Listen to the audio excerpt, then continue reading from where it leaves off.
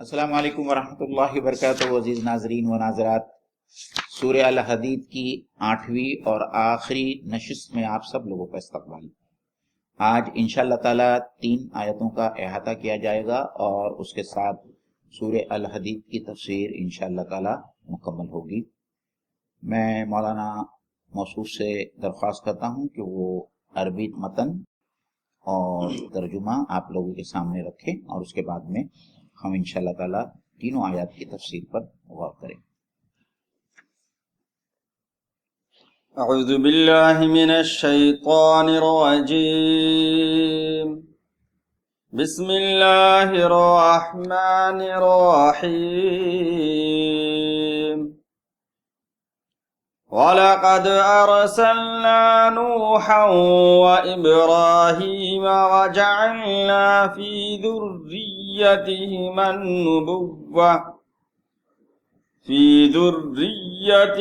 النُّبُوَّةَ وَالْكِتَابَ فَمِنْهُمْ مُهْتَدٍ وَكَثِيرٌ مِّنْهُمْ فَاسِقُونَ۔ ترجمہ: ہم نے نوح اور ابراہیم کو بھیجا اور ان دونوں کی نسل میں نبوت اور کتاب رکھ دی، پھر ان کی اولاد میں سے کسی نے ہدایت اختیار کی اور بہت سے فاسق ہو گئے۔ مومنو، اس میں ذریت کے لفظ کی تشریح تھوڑی سی کر دیتے ہیں کہ ذریت کہتے ہیں نسل کو، یعنی جو نسل میں بچے ہوں ان کو ذریت کہتے ہیں، اولاد کو یا نسل کو، نسل در نسل جہاں تک، تو جس کو انگریزی میں پروجینی بھی کہتے ہیں۔ جی۔ اور اس کے بعد اس میں فاسق کا لفظ آیا ہے جو آیت کے لاسٹ حصے میں ہے۔ فاسق کہتے ہیں کہ جو شریعت اسلامیہ کا پابند نہ ہو، اگرچہ اسے مطلب یہ ہے کہ اسلام کو مان رہا ہو اور جس مذہب سے بھی، چاہے وہ یہودی ہو یا عیسائی ہو یا مسلمان ہو، جس زمانے میں جو مذہب رہا ہو اس کا وہ تابعدار ہو، لیکن اس کے احکامات کا پابند نہ ہو، اس کو فاسق کہتے ہیں۔ مولانا، یہاں ایک چیز جو غور کرنے کی وہ یہ ہے کہ یہاں خاص طور پر حضرت نوح علیہ السلام اور ابراہیم علیہ السلام کا ذکر کیا جا رہا ہے۔ ہم کو یہ سمجھنا چاہیے کہ حضرت نوح علیہ السلام کو آدم ثانی بھی کہا جاتا ہے۔ حضرت آدم علیہ السلام کے بعد میں جو نبوت کا سلسلہ چلا وہ حضرت نوح علیہ السلام کے خاندان میں چلا، اور حضرت نوح علیہ السلام کے 3 بیٹے تھے۔ ایک کا نام سام تھا، ایک کا نام حام تھا اور تیسرے کا نام یافس۔ اور یہ بھی عجیب اتفاق ہے کہ سام سے جو ہے پورا نبوت کا سلسلہ چلا ہے، اسی لیے یہ تمام مذاہب جو ہے وہ سامی مذاہب کہلاتے ہیں، یا انگریزی میں ان کو سیمیٹک ریلیجن کہا جاتا ہے۔ اور حضرت سام کے ہی نسل سے حضرت ابراہیم علیہ السلام ہے، اور یہ حضرت ابراہیم علیہ السلام کی خصوصیت ہے کہ حضرت ابراہیم علیہ السلام کے بعد میں نبوت صرف حضرت ابراہیم علیہ السلام کے خانوادے میں باقی رہی۔ تو بنی اسرائیل کا جو سلسلہ ہے وہ آپ کے بیٹے یعقوب اور حضرت یعقوب سے جتنے نبیوں کا سلسلہ چلا ہے اور حضرت عیسیٰ علیہ السلام پر ختم ہوا، اور اسی طریقے سے حضرت ابراہیم کے جو دوسرے بیٹے ہیں جو اسماعیل ہے، جس کو بنو اسماعیل کہتے ہیں، ان میں سے ایک ہی نبی ہوئے، اور وہ نبوت جو ہے وہ تمام نبوت کے جو انبیاء کے جو سردار ہے اللہ کے رسول محمد صلی اللہ علیہ وسلم، بنی اسماعیل کے شاخ سے آئے ہیں۔ تو اس سے بڑی فضیلت کسی شخص کے لیے کیا ہو سکتی ہے کہ پوری نبوت جو ہے ان کے خانوادے میں محدود ہو کر رہ جائے۔ اور اس میں سے کچھ لوگ تو ایسے ہیں، جیسے اللہ کے رسول صلی اللہ علیہ وسلم کی ایک یہ روایت ملتی ہے، ان سے فضیلت کے باب میں پوچھا گیا تو انہوں نے کہا کہ حضرت یوسف علیہ السلام بہت افضل ہے، کیونکہ وہ نبی ابن نبی ابن نبی ابن نبی ہیں، یعنی حضرت یوسف علیہ السلام کے والد حضرت یعقوب علیہ السلام، ان کے والد حضرت اسحاق علیہ السلام، حضرت اسحاق علیہ السلام حضرت ابراہیم علیہ السلام کے بیٹے، یعنی باپ، دادا اور پڑدادا سبھی جو ہے وہ نبی ہیں۔ تو ان کی فضیلت کا کیا ٹھکانہ اور ان کا کیا مقام؟ تو گویا کہ نوح علیہ السلام کے خاندان میں بھی اور ابراہیم علیہ السلام کے خاندان میں بھی اللہ رب العزت نے نبوت کو رکھا، اسی کا ذکر اس میں ہو رہا ہے۔ پہلے نوح علیہ السلام کے تعلق سے جو ہے کہ ان کے 4 بیٹے تھے، تین کا تو سمجھے کہ تفصیل بتا ہی دیا آپ نے، اور ایک اور بیٹا تھا جو ایمان نہیں لا سکا جس کا نام کنعان تھا، جو ڈوب کر مرا، جس کا نام نہیں، جس کا ذکر قرآن میں ہے۔ جی ابراہیم علیہ السلام کے دو بیٹے تھے، ایک اسحاق علیہ السلام اور اسماعیل علیہ السلام۔ اسحاق علیہ السلام کے بیٹے یعقوب علیہ السلام، اور پھر سلسلہ چلا۔ تو گویا ان دونوں نبیوں کا ذکر خصوصی طور سے اس لیے کیا گیا ہے کہ ان دونوں کی ضروریت میں نسب میں نبوت کا سلسلہ رہا۔ نبوت کے لیے جو چیز ضروری ہے وہ کتاب بھی ہے، اس لیے اللہ رب العزت نے کتاب کا بھی تذکرہ کیا، اور جو ایک فطری چیز ہے دنیا میں آنے کے بعد اللہ رب العزت نے جو اختیار دیا ہے انسانوں کو، اور اس اختیار کی وجہ سے کچھ لوگ ہدایت پر ہے اور کچھ لوگ گمراہ ہو گئے، اس کا ذکر اللہ رب العزت نے کیا کہ اس میں سے کچھ لوگ تو ہدایت پہ رہے اور اکثر و بیشتر لوگ گمراہ ہو گئے، فاسق، کثیر تعداد۔ جی موین بھائی دیکھیے اس میں ایک بہت غور کرنے والی بات ہے، گویا کثیر منہم فاسقون، تو اس دور میں بھی ہر دور میں فسق و فجور عام رہا، جی یعنی زیادہ تر لوگ فاسق و فاجر ہی رہے، صحیح، اس لیے قلت اور کثرت جی یہ معیار حق ہونے کے لیے کوئی یہ نہیں، دلیل نہیں، ہاں حق ہونے کے لیے کوئی معیار نہیں۔ جی اور مولانا ایک بات جو ہم ناظرین کو یہ بھی بتاتے چلیں کہ صاحب کتاب تمام انبیاء نہیں ہوئے ہیں، جی جیسے حضرت ہود علیہ السلام کے بارے میں آتا ہے،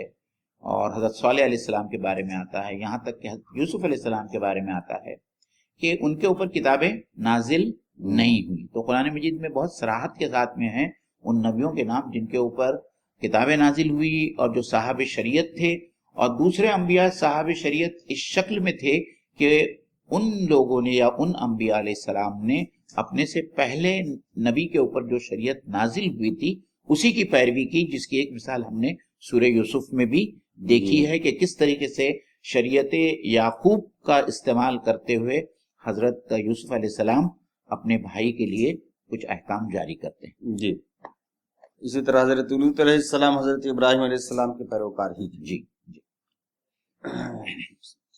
ثم قفینا علی آثارهم برسلنا وقفینا بعیسی ابن مریم وآتیناہ الانجیل وجعلنا فی قلوب الذین اتبعوه رأفة ورحمة وَرَهْبَانِيَّةً ابْتَدَعُوهَا مَا كَتَبْنَاهَا عَلَيْهِمْ إِلَّا ابْتِغَاءَ رِضْوَانِ اللَّهِ فَمَا رَعَوْهَا حَقَّ رِعَايَتِهَا فَآتَيْنَا الَّذِينَ آمَنُوا مِنْهُمْ أَجْرَهُمْ وَكَثِيرٌ مِّنْهُمْ فَاسِقُونَ۔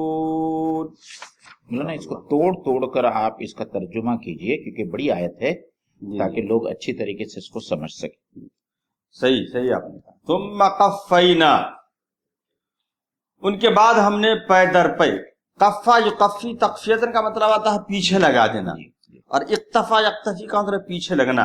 اصل قفا جو ہے یہ گدی کو کہتے ہیں، پچھلے حصہ کو، اور جب انسان کسی کے پیچھے چلتا ہے تو انسان کے سر کا پچھلا حصہ نظر آتا ہے۔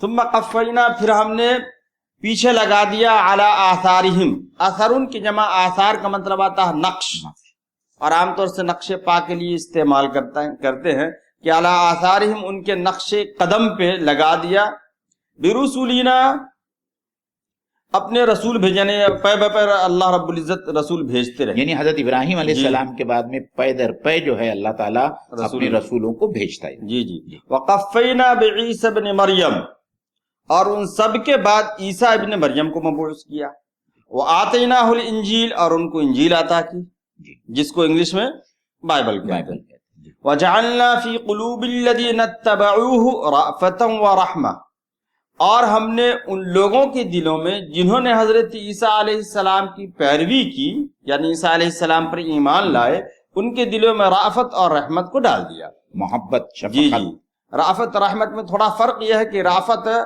ایسی محبت کو کہتے ہیں کہ کسی کی دکھ اور مصیبت کو دیکھ کر کے اپنے دل میں کڑھن محسوس احساس، اور رحمت یہ ہے کہ اس کی مدد کو پہنچنا۔ وَرَهْبَانِيَّةً ابْتَدَعُوهَا، اور رہبانیت ان کو رہبانیت کو ان لوگوں نے خود ہی ایجاد کر لیا تھا. ما کتبناہا، ہم نے اسے نہیں لکھا تھا، اسے فرض نہیں کیا تھا. علیہم، ان پر، یعنی عیسائیوں پر رہبانیت کو فرض نہیں کیا تھا. الا ابتغاء رضوان اللہ، مگر فرض یہ کیا تھا کہ اللہ کی خوشنودی حاصل کریں وہ. اس کے دو ترجمے ہیں. ایک تو یہ ہے کہ ان لوگوں نے ایجاد کر لیا تھا الا ابتغاء رضوان اللہ، اللہ کی خوشنودی حاصل کرنے کے لیے. انشاءاللہ تشریح میں کچھ بات آئے گی. فما رعوها حق رعایتها، پھر اس کی پابندی کرنے کا جو حق تھا اسے ادا نہ کیا. یعنی ایک چیز کو انہوں نے اللہ کی خوشنودی حاصل کرنے کے لیے اپنے لیے ضروری قرار دے لیا اور پھر اس کا حق نہیں ادا کر سکے. فآتینا الذین آمنوا منہم اجرہم، تو ان میں سے جو لوگ ایمان لائے ہوئے تھے ان کا اجر ہم نے ان کو عطا کیا. وکثیر منہم فاسقون، اور ان میں سے اکثر و بیشتر لوگ فاسق ہیں. موین بھائی اس میں ثم قفینا علی آثارہم برسولنا، یہاں جو اللہ رب العزت کہہ رہے ہیں کہ ان کے آثار پر ہم نے رسولوں کو بھیجا. یہ آثارہم، ان کے آثار، ان کے نقش قدم سے کون لوگ مراد ہیں؟ یہ مطلب حضرت ابراہیم علیہ السلام اور حضرت ابراہیم علیہ السلام کے نوح علیہ السلام اور ابراہیم علیہ السلام. نوح علیہ السلام اور ابراہیم علیہ السلام. تو پہلا سلسلہ حضرت نوح علیہ السلام کی طرف سے چلا اور پھر دوسرا سلسلہ جو ہے حضرت ابراہیم کی طرف سے چلا. تو یہ دونوں مراد لیے گئے ہیں کہ پے در پہ ان دونوں انبیاء کے پیچھے اللہ تعالیٰ نے بہت سارے رسولوں کو بھیجا.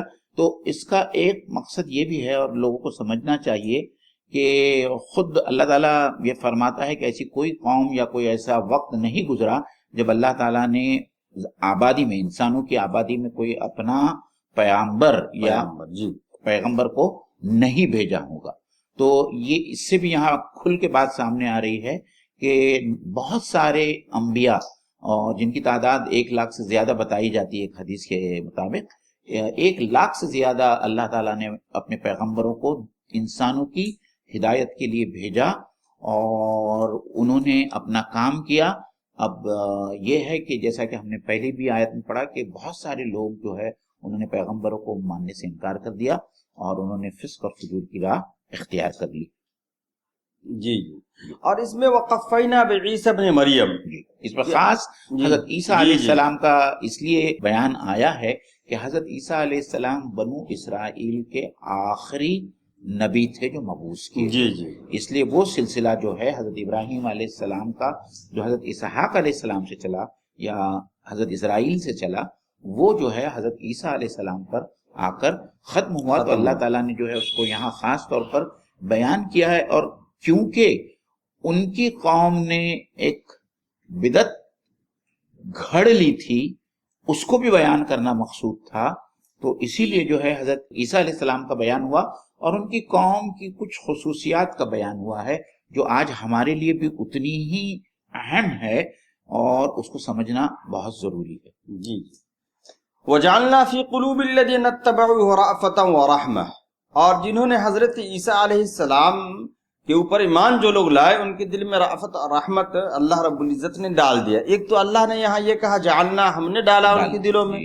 دوسری بات معین بھائی یہ سمجھ میں آتی ہے کہ حضرت عیسیٰ علیہ السلام کے تعلق سے یہ چیز تاریخ میں ملتی بھی ہے کہ بہت رحم دل ہے. تو جس کی پیروی انسان کرتا ہے تو اس کے آثار آ جاتے ہیں. دوسری بات قرآن میں بھی ایک جگہ ہے کہ تم اپنے تئیں اہل کتاب میں جو نصارہ ہے ان کو تم اپنے تئیں زیادہ محبت کرنے والا اور رحم کرنے والا پاؤ گے. جی بنسبت یہ چھٹے پارے میں ہیں. جی بنسبت یہود اور مشرکین کو ان کے دل میں، اور اس کی وجہ بھی وہاں پہ ہے. جی ذالک بان منہم قسیسین و رہبان وانہم، مطلب کہ ان کے درمیان علماء اور پڑھے لکھے لوگ ہیں. خیر، تو اس سے ایک بات یہ بھی سمجھ میں بات آ رہی ہے کہ مسلمانوں کے تعلق سے ان کی دلوں میں ہمدردی ہوتی ہے. ہمارے استاذ محترم بتایا کرتے تھے کہ ہمدردی ہوتی ہے، یہ تو قرآن نے بھی بتایا ہے، اور دیکھنے میں بھی کہ دنیا میں کہیں کوئی بڑا معاملہ ہو جائے تو جس طریقے سے مسلمان ان آفات سے نپٹنے کے لیے تعاون کرتے ہیں، ان کے یہاں بھی یہ جذبہ ہے. اور آپ چیریٹی، اور آپ کا تو تجربہ بھی ہوگا، اسفار ہوتے رہتے ہیں تو خرچ کرتے ہیں. اور اس کے بعد معین بھائی اس میں رہبانیت کو انہوں نے ایجاد کر لیا تھا. اب یہاں پہ ابتداء کا لفظ آیا. ابتداء یہ لفظ بنتا بعد العین سے، بدع یا ابدع اور ابتداء. یعنی کسی نئی چیز کو پیدا کرنا. اس لیے بدعت کو بدعت اس لیے کہتے ہیں کہ وہ اس سمجھے کہ حصہ نہیں ہوتا ہے جی اس دین کا یا اس چیز کا حصہ نہیں ہوتا ہے, اس لیے اس کو بدعت کہتے ہیں. اس کی آسان تعریف ہمارے ناظرین کے لیے مفید ہوگی کہ ایسا کوئی فعل یا ایسا کوئی عمل جس کو دین یا ثواب کے خاطر دین کا حصہ سمجھ کر کیا جائے, جو اللہ کے رسول صلی اللہ علیہ وسلم کی زندگی سے آپ کے عمل سے ثابت نہیں ہے, اس کو شرعی اصطلاح میں بدعت کریں. جی بالکل صحیح. اچھا, بعض لوگ اس طرح بھی لوگوں کو مس گائیڈ کرتے ہیں کہ بدعت اگر نئی چیز کو کہتے ہیں تو ہر نئی چیز بدعت ہے. جی, حالانکہ وہ بات نہیں ہے. معین بھائی نے جو آپ نے جو تعریف کیا وہ صحیح ہے کہ ثواب سمجھ کر اور دین کا حصہ سمجھ کر کیا جائے, عبادت سمجھ کر. جی, عبادت سمجھ کر, جی, یعنی اس کے کرنے پہ ثواب ملے. جی. تو یہ بدعت. اس کے بعد رہبانیت کے تعلق سے معین بھائی تھوڑی سی تفصیل اگر آ جائے تو مناسب ہے. رہبانیت کہتے ہیں کہ اپنے آپ کو دنیا سے الگ تھلگ کر لینا, اور اس کی تفسیر میں بہت ساری باتیں کہی گئی ہے, اور خاص طور پر اس زمانے میں کلیسا کے جو لوگ تھے, عمرا جو تھے, اور جو حضرت عیسیٰ علیہ السلام کے واقعی میں ماننے والے تھے, ان کے پاس میں صحیح انجیل موجود تھی, اور عمرا اور اس زمانے کے جو چرچ کیا یا کلیسا کے اہل کلیسا تھے, انہوں نے اپنے انجیلوں میں بہت ساری تبدیلیاں یا تحریف کر لی تھی. تو یہ جو حضرت عیسیٰ علیہ السلام کے صحیح ماننے والے تھے ان کو ٹوکتے تھے اور ان سے کہتے تھے کہ یہ انجیل کا حصہ نہیں ہے, اور ان کو امر بالمعروف اور نہی عن المنکر کا بھی حکم دیتے تھے, ان کو اچھا کام کرنے کا حکم دیتے تھے, برائی سے روکتے تھے. تو ظاہری بات ہے کہ اہل کلیسا ان سے بہت زیادہ ناراض رہتے تھے جی, اور ان کے اوپر ظلم و ستم کرنے لگے. تو ان کو صرف ایک ہی راستہ سجائی دیا, اور وہ میرے خیال سے بہت ساری تفسیر کی کتابوں میں ہے کہ انہوں نے اہل کلیسا سے اور اس وقت کے عمرا اور سلاطین جو تھے ان سے کہا کہ بھائی ہم تم لوگوں کی بستی سے دور جا کر جو ہے جنگل میں اپنی زندگی بسر کریں گے, یا شہر میں ایک حصہ ہمارے لیے آپ مخصوص کر دو, ہم وہیں رہیں گے اور ہم اللہ تعالیٰ کی عبادت کریں گے, اور اس دنیا کے معاملے سے ہمارا تمہارا کوئی لینا دینا نہیں ہوگا. اس دنیا کی سلطنت جس طریقے سے آپ کو سنبھالنا ہے, جس طریقے سے آپ کو کام کرنا ہے آپ کریں, ہم جو ہے اپنے آپ کو اللہ کی رضا کے لیے مختص کر دیں گے. تو یہ جو ہے اس طریقے سے رہبانیت کی ابتدا ہوئی, اور رہبانیت سے مراد جو ہے ترک چہار ترک جس کے بارے میں آتا ہے. یعنی یہ لفظ جو ہے نا رہبانیت, یہ رہبہ سے, رہبہ کا مطلب ڈرنا, خوفنا. اس لیے ارہاب کہتے ہیں ڈرانے کو, اور دہشت گرد کے لیے جو عربی میں لفظ استعمال ہوتا ہے ارہابی استعمال ہوتا ہے. تو رہبہ ڈرنا کیوں کہتے ہیں؟ تو ایسا ڈر, ایسا خوف جس خوف میں اضطراب اور احتیاط دونوں شامل, میں اضطراب بھی ہو احتیاط بھی ہو. جب انسان اس خوف میں مبتلا ہوگا تو الگ تھلگ ہو جائے گا اور سوچے گا بس اللہ ہمیں معاف کر دے. تو آپ نے جو بتایا اس کی کئی تفصیلات آتی. ایک تو تفصیل یہ ہے کہ ایک گروپ ایسا تھا جو عمرہ سے مقابلہ کیا اور عمرہ نے ان کو ختم کر دیا. ایک گروپ ایسا تھا جس کے اندر ایمان کی کمزوری تھی, تو مقابلہ تو نہیں کیے لیکن حق گوئی پر وہ ڈٹے رہے اور درباروں میں جا کر کے عمرہ کے خلاف بولتے رہے, تو عمرہ نے ان کو بھی قتل کروا دیا. تیسرا گروہ جن کا ایمان اور کمزور تھا, انہوں نے کہا کہ ایسا کرتے ہیں کہ پہاڑوں میں اور غاروں میں جا کر کے اپنے ایمان کی سلامتی کے لیے کچھ کریں, اور ان لوگوں کو چھوڑ دیا. اور یہاں سے ابتدا ہوئی اور پھر یہ رہبانیت کی شکل اختیار کر. تو رہبانیت میں 4 چیزیں یا جو 4 انگریڈینٹس جو ملتے ہیں, ایک تو یہ ہے کہ دنیا سے کنارہ کش ہو جانا, پھر دنیاوی تمام لذتوں سے کنارہ کش ہو جانا, جو بھی چیزیں لذتیں ہیں چاہے وہ جنسی لذتیں ہو یا کھانے پینے کی لذتیں ہو, ان سے کنارہ کش ہو جانا. پھر تیسری چیز جو ترک ملتی ہے یا وہ ترک کرتے ہیں وہ ہے کم سونا, یعنی زیادہ سونا اور کھانا پینا, اس کو بھی ترک کرتے ہیں. اور چوتھا جو میں نے پڑھا ہے اس میں یہ بھی آیا ہے کہ وہ پھر اتنے اپنے آپ کو اتنے مجاہد اور اتنے متقی اور پرہیزگار سمجھتے ہیں کہ ان کے پاس میں پھر آخرت کا اجر اور ثواب کی بھی جو ہے اس کا کوئی یہ باقی تصور باقی نہیں رہتا. تو یہ چاروں چیزوں کو ہم جمع کریں تو وہ رہبانیت آتی ہے. اور مولانا اس میں ایک چیز ہم یہ بھی سمجھتے چلے کہ یہی رہبانیت کا چربا یا اسی کا جو تتمہ یا اسی کی جو کنٹینیویشن ہے وہ مسلمانوں میں خانقاہی نظام ہے. اور یہ خانقاہی نظام بھی جو ہے اسی طریقے سے پنپا اور بڑا کہ جب لوگوں کو یہ احساس ہوا کہ سلاطین کے خلاف ہم کچھ بول نہیں سکتے، امراء کے خلاف ہم کچھ بول نہیں سکتے، تو انہوں نے یہی مناسب سمجھا کہ فریضے امر بالمعروف اور نہی عن المنکر کرنے کی بجائے وہ ان لوگوں سے کنارہ کش ہو جائے، اور انہوں نے اپنی اپنی خانقاہیں بنا لی. اور تاریخ میں یہ بھی آتا ہے کہ بہت سارے سلاطین نے ایسے خانقاہوں کو باقاعدہ سپورٹ کیا، کیونکہ ان کے نزدیک جو ہے یہ لوگ ان کے راہ کا کانٹا تھے، اور وہ کنٹینیوسلی جو ہے لوگوں کو نیکی کا حکم دیتے تھے اور برائی سے روکتے تھے، اور جو سلاطین اور عمرا تھے وہ اپنی عیش پسندانہ زندگی گزارنا چاہتے تھے. تو اسی طریقے سے جو ہے مسلمانوں میں خانقاہیت کا جو ہے وہ عروج ہوا، اور آج بھی خانقاہیت جو ہے مسلمانوں کے اندر پائی جاتی ہے، جس کا علامہ اقبال نے جو ہے بہت کھل کر جو ہے اس کے خلاف آواز بلند کی کہ نکل کر خانقاہوں سے ادا کر رسم شبیری، یا پختہ تر کر دو مزاج خانقاہی میں سے. کیونکہ یہ اسلام جس ہم کو جو آیت نمبر 25 ہے، اس 25ویں آیت کی روشنی میں یہ سمجھنا چاہیے کہ اللہ تعالیٰ نے اسلام کو نظام عدل و قسط بنا کر اس دنیا میں بھیجا ہے. اور جب عدل اور قسط کی بات آئے گی تو ظاہری بات ہے کہ ہم کو کچھ ایسے افعال یا ہم کو ایسا کچھ کرنا پڑے گا یا ایسا کچھ ایکشن لینا پڑے گا کہ اس دنیا میں نظام عدل و قسط قائم ہو. اور اسی لیے جو ہے اللہ تعالیٰ نے، جیسے کہ اس روز ہم نے کہا کہ اللہ تعالیٰ نے حدید نازل کیا، لوہا نازل کیا، اور لوہا سمبلائز کرتا ہے پاور کو.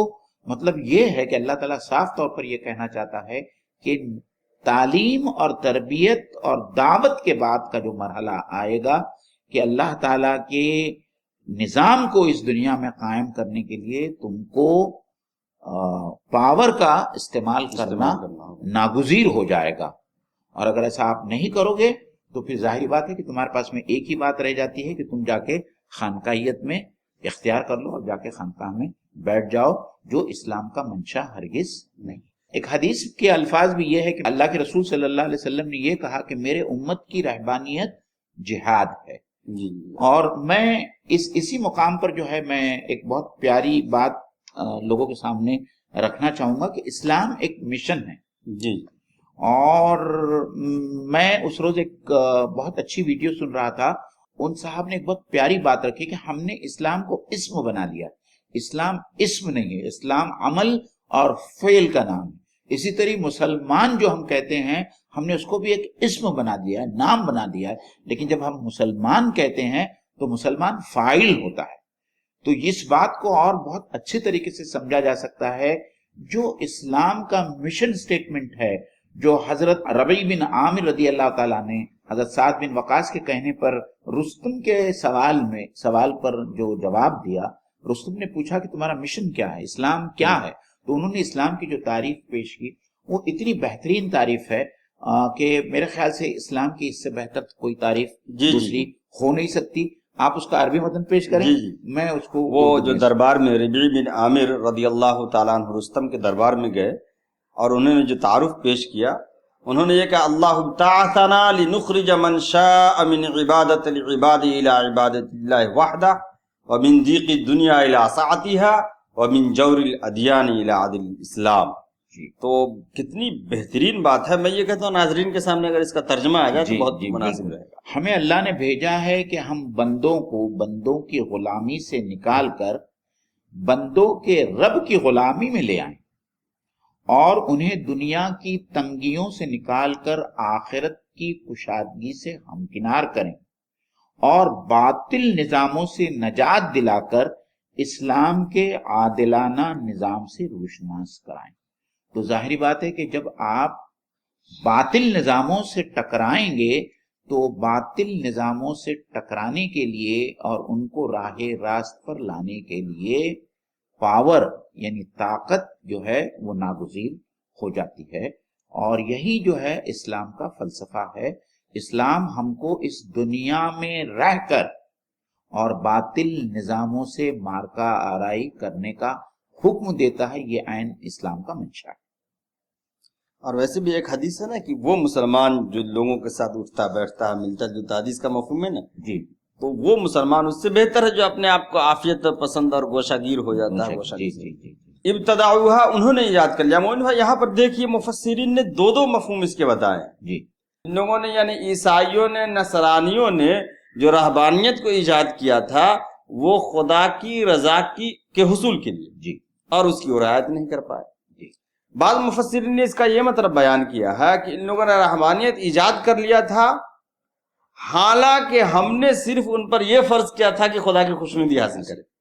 لیکن یہاں رضوان اللہ کا جو لفظ آیا ہے، اللہ کی خوشنودی کا جو لفظ لایا ہے، یہ ہمارے ناظرین اس کو سمجھ لے کہ یہ شیطان کی ایک زبردست چال ہوتی ہے.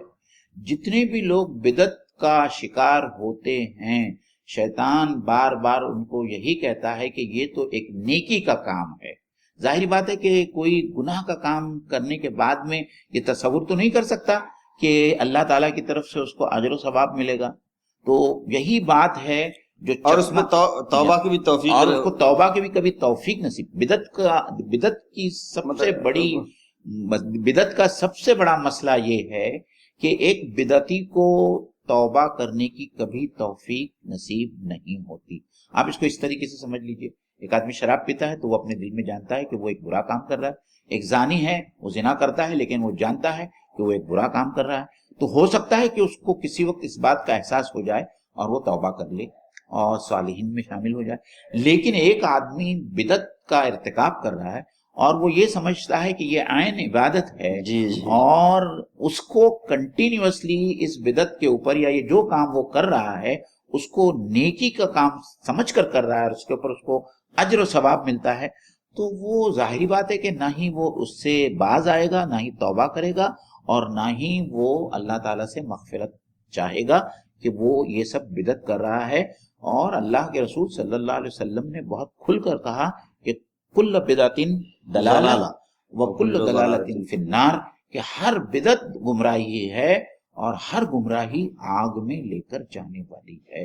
تو جو مولانا میں ایک بات یہاں یہ کہنا چاہوں گا کہ ہم کو اس معاملے میں اتنا احتیاط برتنا چاہیے، اتنا احتیاط برتنا چاہیے. جسے عام طور پر جیورسپروڈنس اور عدالتوں کا ایک اصول ہے کہ 99 بے قصور لوگ چھٹ جائیں لیکن ایک بے قصور آدمی پھانسی پر نہ چڑھے یا اس کو سزا نہ ہو. تو اسی طریقے سے ہم کو سمجھنا چاہیے کہ بہت سارے نیک کام چھٹ جائیں یا نیکیوں کے کام چھٹ جائیں وہ چلے گا، لیکن نیکی کا کام سمجھتے ہوئے ایک بھی بدعت کا جو ہے ارتکاب ہم سے نہ ہونے پائے، کیونکہ یہ بدعت، ایک بدعت جو ہے جو نیکی نہیں ہے، ہم کو جو ہے جہنم کے گڑھے میں دھکیل دینے والی. ایک بات میں آپ کو ذرا معذرت کے ساتھ، آپ نے جو تشریح بیان کیا وہ بالکل صحیح ہے، لیکن ناظرین کے ذہن میں یہ بات رہے کہ کہنے کا مطلب یہ ہے کہ عبادت کا کام چھوٹ جائے، بدعت نہ ہو. کہنے کا مطلب یہ ہے کہ فرض تو چھوٹ ہی نہیں سکتا بدعت چھوڑنے میں، نوافل یا مستحبات چھوٹ سکتے ہیں. جی بہت اچھی بات کی جی. اس لیے کہ فرض ایسا ہے جو ایک دم ہر ایک کو معلوم ہے، ایسا نہیں ہے کہ ہم بدعت کو چھوڑ دیں گے تو اس میں فرض چھوٹ جائے. فرض اور اللہ کے رسول صلی اللہ علیہ وسلم کی ثابت شدہ موقت سنتیں جو ہیں وہ نہیں چھوٹ سکتی، وہ تو چھوٹ ہی نہیں سکتی، کیونکہ ان کا ثبوت جو ہے تمام احادیث میں اور اللہ کے رسول صلی اللہ علیہ وسلم کی سیرت میں بھرا پڑا ہے. ہم یہ جو دوسری چیزیں جو یعنی بدعت چھوڑنے میں جو سسپیکٹڈ چیز ہیں جی یا جس کو ہم نے مستحب مان لیا ہے یا جو بالکل ہی مختلف فی چیز ہے اس کے چھوٹنے کا امکان ہے، تو وہ چھوٹ جائے. بدعت چھوڑنے کے اس میں وہ چلے گا، اس لیے کہ نبی اکرم صلی اللہ علیہ وسلم نے جس چیز کو نہیں کیا اس کو ہم دین کا حصہ بنا لے تو گویا کہ سمجھے کہ وہ حدیث ہے نا کہ جنہوں نے ہمارے من احدث فی امرنا شیئا، یعنی جنہوں نے ہمارے اسلام میں ایسی چیز کو رائج کیا جو اس میں سے نہیں ہے تو وہ مردود ہے. جی اور مولانا دوسری بات یہ بھی سمجھنا چاہیے کہ یہ ہمارے امت کا المیہ ہے کہ ہم ایک فریج خریدیں گے تو وہ فریج خریدنے سے پہلے ہم بہت زیادہ جو ہے اس کے بارے میں غور و فکر کریں گے، لوگوں سے پوچھیں گے، اس کا لٹریچر پڑھیں گے کہ کون سا فریج خریدا جائے. لیکن جہاں تک عبادت کا تعلق ہے، ہم بغیر کسی چھان بین کے جو ہے ہم کسی دوسرے کو کچھ کرتا دیکھ لیتے ہیں تو ہم بھی جو ہے وہ کرنا شروع کر دیتے ہیں، اور ہم اس کے بارے میں ذرا بھی چھان بین نہیں کرتے کہ بھائی یہ جو ہم عبادت سمجھ کر رہے ہیں کیا اللہ کے رسول صلی اللہ علیہ وسلم اور آپ کے صحابہ سے ثابت ہے یا نہیں ہے. اور بدعت کی تردید اسی لیے کی گئی ہے کہ بدعت جو ہے دین کا حلیہ یا دین کی حیت کو بدل دیتی ہے، اور اسی لیے اس کو ممنوع کرا دیا اور اصل فرمان رسول سے پھیر دیتی ہے. فآتینا الذین آمنوا منہم اجرہم، تو جو لوگ ان میں سے ایمان لائے ان کا اجر ہم نے دیا. وکثیر منہم فاسقون، اس سے مراد وہ عیسائی ہے، نصارہ ہے کہ ان میں سے اکثر و بیشتر فاسق ہے، یعنی رسول اکرم صلی اللہ علیہ وسلم پر جو ان میں سے ایمان لائے جی تو گویا اللہ نے ان کو ان کا اجر دیا. جی اور جو ایمان نہیں لائے نبی پاک صلی اللہ علیہ وسلم کی نبوت ملنے کے بعد تو فاسق اس لیے بھی ہے کہ ان کی کتابوں میں خود لکھا ہوا تھا کہ آخر میں ایک نبی آنے والے ہیں، تو گویا کہ انہوں نے فسق کا کام کیا. جی یا ایہا الذین آمنوا اتقوا اللہ وآمنوا برسولہ یؤتکم کفلین من رحمتہ ویجعل لکم نورا تمشون به ویغفر لکم واللہ غفور رحیم. یا ایہا الذین آمنوا، اے وہ لوگ جو ایمان لائے ہو، اتقوا اللہ، اللہ سے ڈرو، وآمنوا برسولہ، اور اس کے رسول پر ایمان لاؤ. یؤتکم کفلین من رحمتہ، اپنی رحمت سے وہ تمہیں دوہرا اجر دے گا. وَيَجْعَلْ لَكُمْ نُورًا، اور تمہارے لیے نور بنائے گا، تمشون بِهِ، جس کو لے کر کے یا جس کے ذریعے تم چلو گے.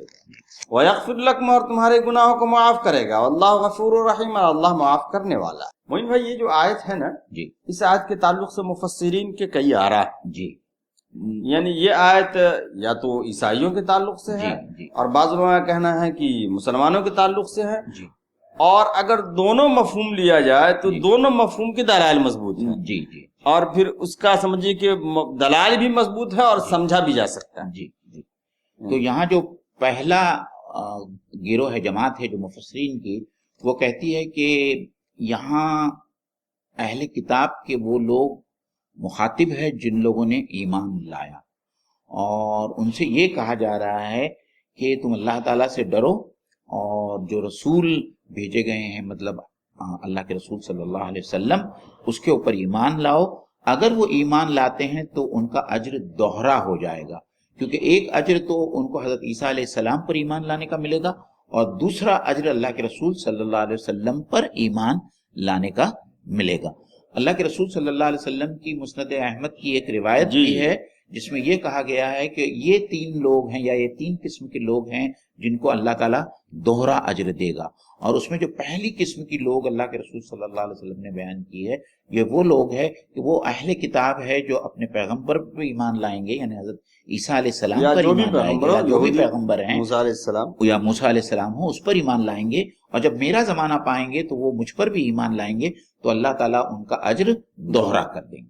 جی معین بھائی، یہ جو لوگ یہ کہتے ہیں اس آیت سے مراد عیسائی لوگ ہیں، تو ان کی بھی دلیل ہے، سورہ قصص آیت نمبر 54 پہ ہے، اولئک یؤتون اجرهم مرتین، کہ ان کو دوہرا اجر دیا جائے گا.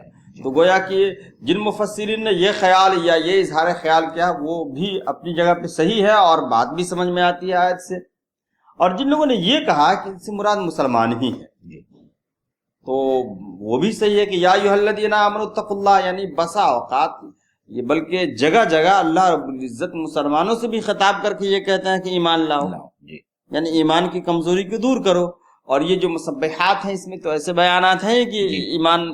اور سورہ حدید کی جب ہم نے شروعات کی تھی اسی وقت ہم نے یہ بتایا تھا کہ یہ پوری سورہ حدید مخاطب ہے منافقین اور وہ لوگ جو کمزور ایمان والے اس وقت موجود. جی کمزور ایمان کا مطلب ہے کہ ہوا کیا کہ نبی اکرم صلی اللہ علیہ وسلم جب اسلام پھیلنے لگا، آپ صلی اللہ علیہ وسلم کے پاس وفود آنے لگے تو سب لوگ آپ کی ایمان قبول کرتے تھے. اب اس میں ہوتا تھا کہ جو اعرابی لوگ رہتے تھے بس ایمان قبول کر کے جاتے تھے اور تربیت نہیں ان کی پاتے. تربیت نہیں. جی جی جی. تو یہ اکثر ہوا کرتا تھا. تو ان کے لیے یہ آیت نازل ہوئی. تو جن لوگوں نے یہ مانا ہے کہ ان سے مراد وہ مسلمان ہیں جو دیہات سے آئے تھے آپ صلی اللہ علیہ وسلم پر ایمان لائے اور تربیت نہیں ہو پائی, تو ان کے لیے بھی دلیل ہے کہ اگر وہ ایمان لاتے ہیں اور تقوی اختیار کرتے ہیں تو ان کو اللہ تعالیٰ دوہرا اجر دے گا. وہ تقریباً سورہ سبا میں ہے. سورہ سبا میں جی. اس میں بھی کہا گیا اللہ رب العزت نے کہ وہ اس نے جزاء اولئک یؤتون فاولئک لهم جزاء الضعف بما عملوا, کہ ان لوگوں کے لیے دوہرا اجر دیا جائے گا ان کے نیک عمل کرنے کی وجہ سے. اور کچھ مفسرین نے یہ بھی لکھا ہے کہ یہاں وآمنوا برسولہ کا جو مطلب ہے وہ یہ ہے کہ اللہ کے رسول صلی اللہ علیہ وسلم کی زندگی تم سب ایمان والوں کے لیے ایز اے اسوہ حسنہ پیش کی گئی ہے. مطلب اللہ کے رسول کی زندگی میں آپ لوگوں کے لیے اسوہ حسنہ ہے.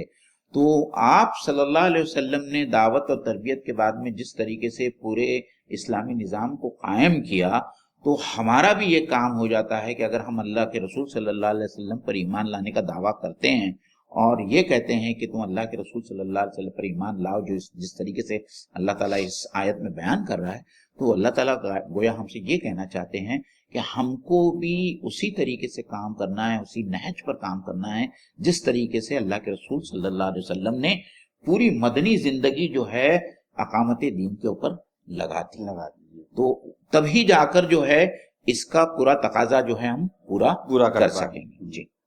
اور پھر اس کے اوپر جو ہے اللہ تعالیٰ کا دوہرا اجر کا وعدہ ہے. اچھا, دوہرے اجر کے وعدے کے ساتھ مومن بھائی اس میں یہ ہے کہ اللہ رب العزت نے یہ بھی وعدہ کیا کہ وہ تمہیں ایک نور دے گا.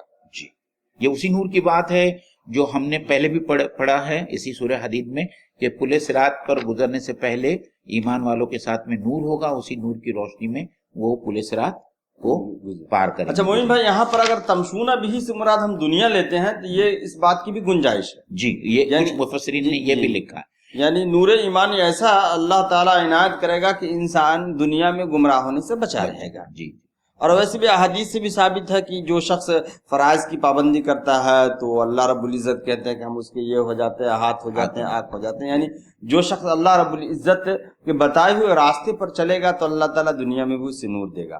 اور یہ اگر عام بات ہے تو اس کو پل صراط والے نور سے بھی تعبیر کیا جا سکتا ہے. جی. اور اس کے بعد پھر ایک اور بشارت آگے یہ سنائی جا رہی ہے وَيَغْفِرْ لَكُمْ, یعنی اس سے یہ بات بھی سمجھ میں آ رہی ہے کہ جن کو نور ایمانی دنیا میں دی جاتی ہے جس کی وجہ سے لوگ صحیح راہ یاب ہوتے ہیں, ان سے بھی غلطی کے امکانات ہو سکتے ہیں. جی جی. تب تو اللہ نے کہا کہ وَيَغْفِرْ لَكُمْ, اور اللہ تمہارے گناہ کو معاف کر دے گا. یعنی لغزشیں ہو سکتی ہیں, انسانی فطرت کا تقاضا ہے کہ ایسا ہو جائے تو ہو سکتی ہیں. اور ویسے بھی حدیث میں نا کہ تمام لوگ گناہ کا خطا کار ہیں اور اچھے خطا کار وہ ہیں جو اللہ کے دربار میں توبہ کرتے ہیں. تو یغفر لکم سے یہ بات سمجھ میں آتی ہے کہ جو شخص ایمان کے نور سے سرفراز کیا گیا ان سے بھی غلطی ہو سکتی ہے اور اللہ انہیں معاف کر دے گا. واللہ غفور الرحیم, اور اللہ تعالیٰ معاف کرنے والا اور رحم کرنے والا. ہم آخری آیت پہ آ جاتے ہیں. جی, لئلا يعلم اہل الكتاب الا يقدرون على شيء من فضل الله وان الفضل بيد الله يؤتيه من يشاء واللہ ذو الفضل العظیم. تم کو یہ روش اختیار کرنی چاہیے تاکہ اہل کتاب کو معلوم ہو جائے کہ اللہ کے فضل پر ان کا کوئی اجارہ نہیں ہے, اور یہ کہ اللہ کا فضل اس کے اپنے ہاتھ میں ہے, جسے چاہتا عطا فرماتا ہے اور وہ بڑے فضل والا ہے. تو یہاں اہل کتاب سے یہ کہا جا رہا ہے کہ اللہ کا جو فضل ہے وہ اللہ کے ہاتھ میں ہے, جسے چاہتا ہے وہ یؤتیہ من یشاء, اللہ جو ہے جسے چاہتا ہے اس کو فضل سے نوازتا ہے. اس میں وہ حدیث پیش کریں جس کا ذکر آیا ہے کہ کس طریقے سے اللہ کے رسول صلی اللہ علیہ وسلم نے یہود, نصارہ اور مسلمانوں کے اجر کے بارے میں بیان کیا ہے کہ ایک آدمی نے اجرت پر کچھ لوگوں کو رکھا اور ان سے کہا کہ پورا دن جو ہے آپ کو کام کرنا ہے. اس میں سے ایک ٹیم جو ہے وہ ظہر کی نماز تک جو ہے یا ظہر تک کام کرتی رہی اور بغیر اجرت کی جو ہے وہ چلی گئی. تو وہ یہود تھے. دوسری جماعت ہے, اس کی مماثلت یہ ہے کہ انہوں نے ظہر کے وقت سے لے کے تو عصر کے وقت تک کام کیا اور پھر آگے کا کام کرنے سے انکار کر دیا, اور وہ بھی اپنی اجرت لیے بغیر وہ بھی چلی گئی. تو اللہ کے رسول نے کہا کہ یہ عیسائی ہیں. اور پھر جو تیسری جماعت آئی انہوں نے باقی کا کام پورا کیا تو ان کا اجر جو ہے وہ پورے دن کا اجر ان کو ملا. جو اجر یہود اور نصارہ کو ملنا چاہیے تھا وہ پورا اجر جو ہے وہ اس آخری گروہ کو ملا. اللہ کے رسول نے کہا کہ یہ مسلمان ہیں. تو اس طریقے سے اس حدیث سے یہ بھی ثابت ہوتا ہے کہ اللہ تعالیٰ نے مسلمانوں کا اجر دوسری امتوں کے مقابلے میں بہت زیادہ بڑھا چڑھا کے رکھا ہے. ہم کو اللہ تعالیٰ کا شکر ادا کرنا چاہیے.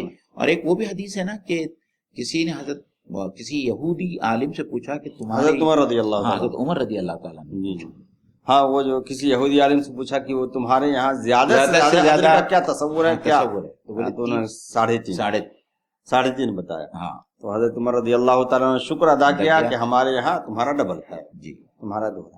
مومن بھائی ایک بات 700 گنا تک ہمارے یہاں اجر ملے، یعنی 7 سے 700 گنا تک. مومن بھائی یہاں ایک بات غور کرنے کی یہ ہے کہ اس آیت سے اگر ان لوگوں کی بات پہ ہم غور کریں جنہوں نے کہا کہ پچھلی آیت میں جو ابھی ہم نے تلاوت کی ہے اس آیت میں مسلمان مراد ہیں جی، تو اس آیت سے یہ آیت کو اگر ہم ملاتے ہیں جی تو تاکہ اہل کتاب کو معلوم ہو جائے جی کہ اللہ کے فضل پہ اللہ ہی کا اختیار ہے، ان لوگوں کا اختیار نہیں ہے.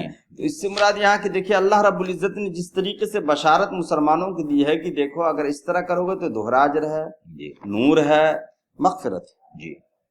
تو یہود کہا کرتے تھے کہ نحن ابناء اللہ و احباؤہ، کہ ہم تو اللہ کے بیٹے اور محبوب ہیں، جو کچھ دے گا اللہ ہمیں ہی دے گا. تو اس آیت تردید ہو جاتی ہے، ان کے اس تصور کی تردید ہو جاتی ہے. اور پچھلی آیت سے یہ آیت مل جاتی ہے کہ گویا یہ مومنوں کی بشارت کے لیے ہو سکتی ہے. جی. تو خیر لئلا یعلم اہل الکتاب، تاکہ اہل کتاب کو معلوم ہو جائے کہ اللہ کے فضل پر ان کی اجارہ داری نہیں ہے. اور ویسے بھی اللہ کا قانون ایسا ہے کہ اللہ کے یہاں تو رشتہ داری ہے نہیں. جب رشتہ داری نہیں ہے تو پھر کس کے ساتھ رعایت ہے؟ جو اللہ کی بات مانے گا، جو اس کے نبی کے راستے پر چلے گا وہ کامیاب ہوگا دنیا و آخرت میں. صحیح. وَأَنَّ الْفَضْلَ بِيَدِ اللَّهِ، اور اللہ کے ہاتھ میں ہی فضل ہے. یؤتیہ من یشاء، اللہ جسے چاہتا ہے دیتا ہے. واللہ ذو الفضل العظیم، اور اللہ بہت زیادہ فضل والا ہے، بڑے فضل والا ہے. اس آیت کے ساتھ میں الحمدللہ ثم الحمدللہ سورہ الحدید کی تفسیر مکمل ہوئی. اور اللہ تعالیٰ سے ہماری دعا ہے کہ اللہ تعالیٰ نے اس سورہ الحدید کے اندر بہت اہم احکام نازل فرمایا ہے، اور خاص طور پر ان لوگوں کے لیے جو منافقین ہیں اور ان لوگوں کے لیے جن کا ایمان بہت کمزور ہے. آپ اس بات کو سمجھیے کہ یہ آیات اور یہ سورہ اس دور میں نازل ہوئی ہے جو اللہ کے رسول صلی اللہ علیہ وسلم کا دور تھا، جہاں صحابہ تھیں، صحابیات تھیں. اور اس دور میں جو ہے اللہ تعالیٰ نے جو ہے اپنے کمزور ایمان والے بندوں اور وہ لوگ جو اللہ کے رسول صلی اللہ علیہ وسلم کے ساتھ میں منافقین تھے، ان سے خطاب کرتے ہوئے اللہ تعالیٰ نے بہت ہی زبردست انداز میں ان کو تنبیہ کی ہے اور ان سے کہا ہے کہ کس قسم کا ایمان مطلوب ہے اور کس قسم کا عمل مطلوب ہے. ہم تو اللہ کے رسول صلی اللہ علیہ وسلم کے زمانے سے بہت دور چلے آئے ہیں، جہاں فاسقون جو ہے کثیر تعداد میں اس وقت تھے. تو آپ سوچئے کہ اگر اس وقت کا جو پرسنٹیج یا تناسب رہا ہوگا اور آج کے تناسب کا جو ہے زمین اور آسمان کا فرق ہو گیا ہوگا. تو ہم کو یہ سمجھنا چاہیے کہ ہم لوگوں میں کتنے لوگ فاسق ہوں گے، فاجر ہوں گے، جن کا ایمان بہت ہی کمزور ہوگا، اور جو منافق ہوں گے. کیونکہ اللہ کے رسول صلی اللہ علیہ وسلم نے جو منافق کے 4 خصوصیات یا 4 صفات گنائی ہیں، 4 علامتیں اللہ کے رسول صلی اللہ علیہ وسلم نے جو گنائی ہیں، اس میں سے ہم مسلمانوں میں سے کوئی بھی ایسا شخص نہیں ہے جو یہ کہہ سکے کہ اس میں سے کوئی ایک علامت یا 4 علامتیں ہم میں نہیں ہیں. تو یہ بڑا سوچنے کا مقام ہے کہ اللہ کے رسول صلی اللہ علیہ وسلم نے صاف طور پر کہا کہ جس ایمان والے میں یہ 4 علامتیں شامل ہوں گی وہ منافق ہے. جب بات کرے تو جھوٹ بولے، جب حجت کرے تو گالی دے، جب امانت اس کے پاس میں دی جائے تو خیانت کرے، اور جو وعدہ کرے تو وعدے کا پاس نہ کرے. تو عزیز سامعین، عظیم ناظرین، ہم کو یہ سوچنا چاہیے، ہم کو اپنا انٹروسپیکشن کرنا چاہیے، اپنا احتساب کرنا چاہیے کہ کیا یہ ان 4 علامات میں سے کوئی ایسی علامت ہے جو ہم میں ہے، ہماری ذات میں ہے، اور جس کی وجہ سے ہمارا شمار منافقین کی فہرست میں ہو سکتا ہے۔ اللہ تعالیٰ سے دعا ہے کہ اللہ تعالیٰ ہم کو خود احتسابی کی توفیق عطا فرمائے، اور اگر ہم میں سے خدا نخواستہ یہ چاروں علامتوں یا چاروں صفات میں سے کوئی صفات ہو تو اللہ تعالیٰ ہم کو اس بات کی ہدایت اور توفیق دے کہ ہم اس بری صفت سے باز آ جائیں اور ہم صحیح راستے پر انشاءاللہ تعالیٰ صحیح روش پر ہم لوگ گامزن ہیں۔ الحمدللہ، اللہ کا لاکھ لاکھ شکر و احسان ہے کہ اس کے فضل و کرم سے سورہ حدید مکمل ہوئی۔ آپ تمام ناظرین سے درخواست ہے کہ آپ لوگ اس سورت کو دیکھیں، مطالعہ کریں، اور انشاءاللہ ہم کوشش کریں گے کہ اگلی سورت جو ہے سورہ مجادلہ ہوگی، اس میں بھی آپ ہمارے شریک رہیں گے۔ جزاک اللہ خیرہ۔